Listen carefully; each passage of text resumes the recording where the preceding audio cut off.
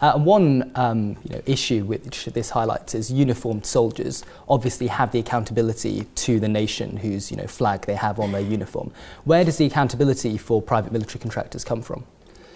Well, that's highly contentious, and that is the nub of the problem.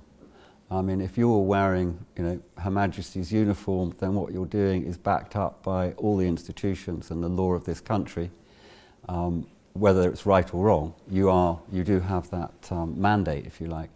Private military contractor does not necessarily do so, but, for example, the states have introduced legislation whereby an American private military contractor, wherever he is in the world, if he does something which would be illegal in the United States, he can be charged with that under US law.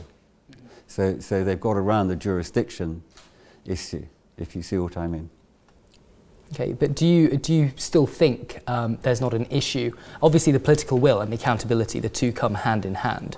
What more do you think the industry could do to address the issue of accountability if they wanted to get bigger engagements such as the ones we're talking about? Yeah, you're talking now about the PMC industry, the sector, if you like. Well, if you look at Olive, which is now, I think, joined up with Triple Canopy, I mean, they're Dubai-based.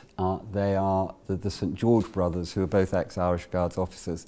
They started it, and they have basically made it their business to make Olive the most sort of certificated ISO kite mark PMC in the world, and they've been very successful with that, and they've done a good job.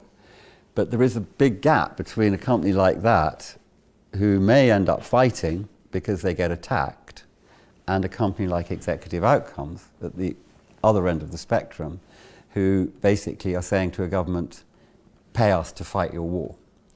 There's a big gap between those two things, and people sometimes call them both PMCs, which I think is a bit, can be misunderstood. Yeah. On the flip side of the coin, the lack